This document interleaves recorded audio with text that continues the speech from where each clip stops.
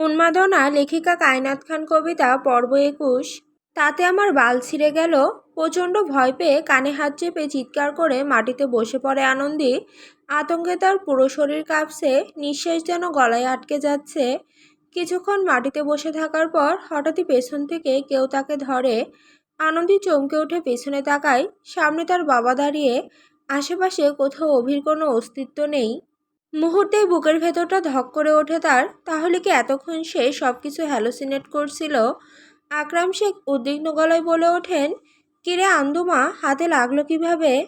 আনন্দী কোনো উত্তর দেয় না, শুধু ফ্যালফ্যাল করে বাবার দিকে তাকিয়ে থাকে। তার চোখে মুখে এখনো ভয় স্পষ্ট। কিছুক্ষণ পর দরজা খুলে বাইরে বেরিয়ে আসে তার মা। মেয়ের এমন অবস্থা দেখে তিনি দ্রুত এগিয়ে এসে আনন্দীকে ধরে ভেতরে নিয়ে যান। মাথায় হাত বুলাতে বুলাতে চিন্তিত গলায় বলেন, তুই কি আন্দোলনে গেছিলে আনন্দী? আনন্দী ধীরে মাথা নেড়ে হ্যাঁ বোঝায়। সত্যি সে আন্দোলনে গিয়েছিল। মা আহত হাতটার দিকে তাকিয়ে আফসোসের সুরে বলেন, ইস, কতটা লেগেছে। কেন গেলি বলতো? সারা বছর তো পড়াশোনা করিস, তাহলে আন্দোলনে যাওয়ার কি দরকার ছিল? তোরাও না। মেয়ের এমন অবস্থা দেখে মায়ের মাথা ঠিক নেই। তিনি ব্যস্ত হয়ে পড়েন আনন্দীকে নিয়ে।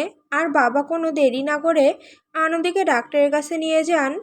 ডাক্তার হাতটা দেখে ওষুধ লিখে দেন। ডাক্তার দেখিয়ে বাড়ি ফিরে গভীর ঘুমে তলিয়ে যায় আনন্দী। গত কয়েকদিনের চাপ, ভয় আর শারীরিক ক্লান্তি যেন একসাথে এসে তাকে পুরোপুরি অবসন্ন করে ফেলেছিল।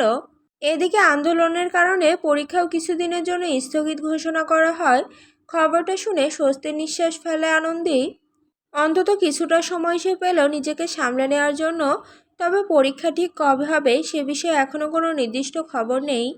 দিনগুলো ধীরে ধীরে কাটতে থাকে। বেশিরভাগ সময়ই বাড়িতেই থাকে আনন্দী। মা নিয়ম করে ওষুধ খান, বাবা খোঁজ নেন বারবার। পরিবারের যত্ন আর বিশ্রামে ধীরে ধীরে সুস্থ হয়ে উঠতে থাকে সে। হাতের ব্যথাও আগের তুলনায় অনেকটাই কমে আসে। তবুও মাঝে মাঝে গভীর রাতে ঘুম ভেঙে যায় আনন্দীর। অকারণে বুক ধড়ফড় করে ওঠে। মনে হয় সেই ভয়ঙ্কর মুহূর্তগুলো এখনো তাকে তাড়া করে বেড়াচ্ছে। এর মাঝে সবচেয়ে স্বস্তির বিষয় ছিল একটাই, অভি আর কোনোভাবে আনন্দের সাথে যোগাযোগ করার চেষ্টা করেনি। না কোনো টেক্সট, না কোনো কল, এমনকি নিজের কাছে আসতেও বলেনি তাকে। অভির এভাবে হঠাৎ করেই জীবন থেকে গায়েব হয়ে যাওয়াটা অদ্ভুত এক শান্তি এনে দেয় আনন্দের মনে।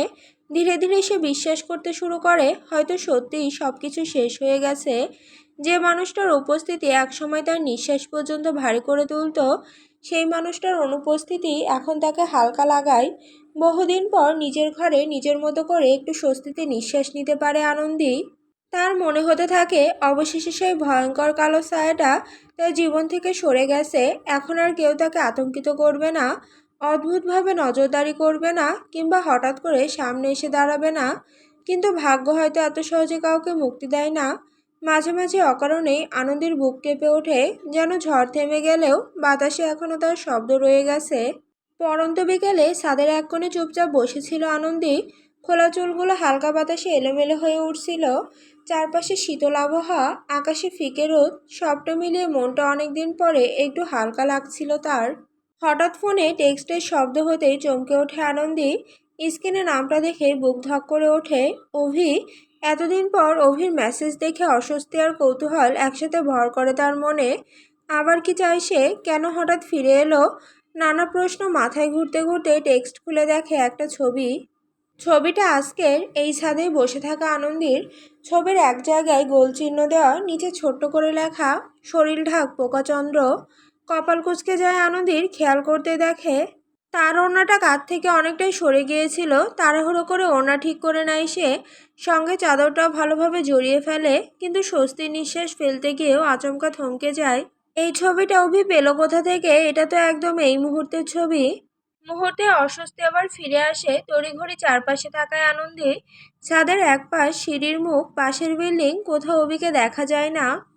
ঠিক তখনই আবার ফোনে নতুন মেসেজ আসে, বালিকা, তোমায় দেখলে মনে হয় তোমার পেটে আমার বাচ্চা আব্বা আব্বা কয়, ওগো আব্বা আব্বা কয়। মেসেজের ভাষা দেখে আনন্দের মুখ গরম হয়ে ওঠে, বিরক্তি আর রাগে।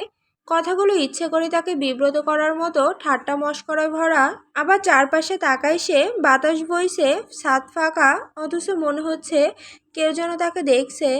অভি কোথাও নেই, কিন্তু তার উপস্থিতিটা যেন অদৃশ্য ছায়ার মতো চারপাশে লেগে আছে। আনন্দী আর এক মুহূর্ত দেরি করলো না, দ্রুত উঠে দাঁড়ায় সে। বুকের ভেতরটা অদ্ভুত আতঙ্কে ধুকপুক করছে। অভি যদি তাকে দেখতে পেয়ে থাকে তাহলে সে আশেপাশে কোথাও আছে, হয়তো খুব কাছেই। এই ভাবনাটাই গা শিউরে ওঠার জন্য যথেষ্ট। তাড়াহুড়ো করে চাদরটা ভালোভাবে জড়িয়ে নেয় আনন্দী। তারপর একবার চারপাশে তাকায়। ছাদটা এখন অস্বাভাবিক রকম নীরব লাগছে।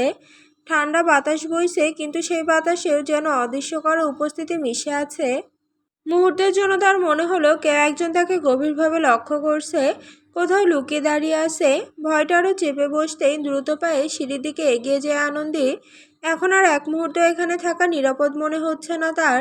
দরজা খুলে সিঁড়িতে প্রথম পা রাখতে আচমকা কেউ পিছন থেকে শক্ত করে আনন্দীর কোমর জাপটে ধরে। সবকিছু এত দ্রুত ঘটে যে কিছু বোঝার আগেই তাকে টেনে নিয়ে যাওয়া হয় চিলেকোঠার অন্ধকার কোণের দিকে। আতঙ্কে চিৎকার করতে যায় আনন্দী, কিন্তু তার আগেই এক শক্ত হাতে সে মুখ চেপে ধরে। শব্দগুলো গলার মাঝে আটকে যায়। মুহূর্তেই পুরো শরীর জমে যায় তার। বুকের ভেতর ধকধক শব্দ যেন কানে বাজতে থাকে। ছটফট করে নিজেকে ছাড়ানোর চেষ্টা করে আনন্দী, কিন্তু লোকটার শক্তির কাছে সে একদম অসহায়। চারপাশ অন্ধকার আর নিস্তব্ধ।